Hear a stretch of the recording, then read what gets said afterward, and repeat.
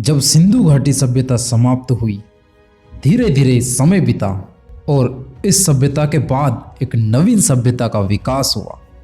भारत में सबसे पहले ईरान के लोगों ने प्रवेश किया, जिन्हें आर्यंस कहा जाता था। लगभग 3200 साल पहले की बात है। इन आर्यंस द्वारा ही इस सभ्यता का निर्माण हुआ और यह सभ्यता वैदिक सभ्यता कहलाई। वैदिक सभ्यता एक ग्रामीण सभ्यता थी।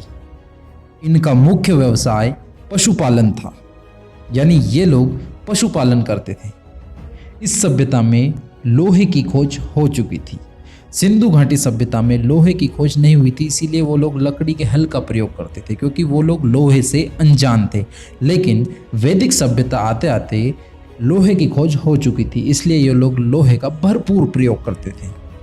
इस काल की जानकारी हमें मुख्यतः वेदों से प्राप्त होती है। इनसे हमें वैदिक सभ्यता की ज़्यादातर जानकारियाँ प्राप्त हो जाती है। तो मित्रों, इतिहासकारों का मानना है कि आर्यंस मुख्यतः उत्तर भारत के मैदानी इलाकों में निवास करते थे। इन आर्यों की भाषा संस्कृत थी, यानी ये संस्कृत भाषा बोलते थे। वैदिक काल को दो भागों में बांट दिया, ऋग्वैदिक काल और उत्तर वैदिक काल।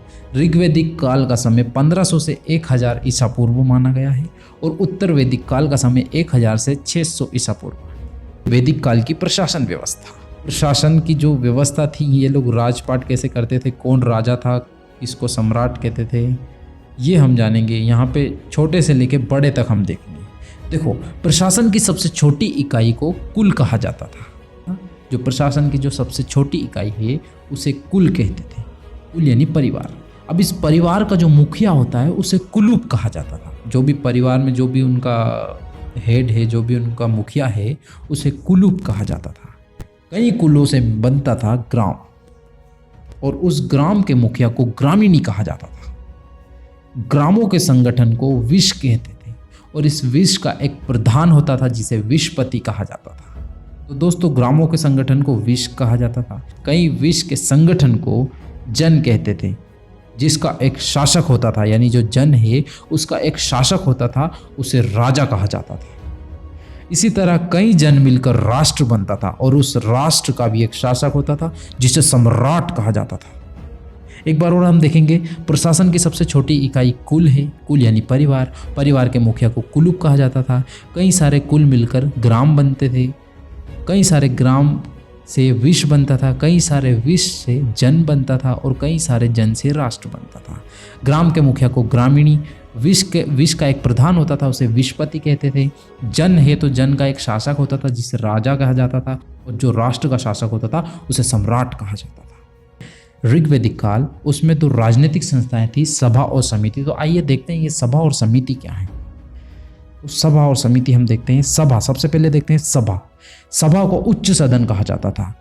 यह बुद्धिमान और अनुभवी लोगों की संस्था थी।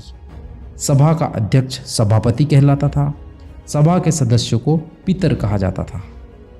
तो ये हमने सभा देख लिया। अब समिति देखते हैं।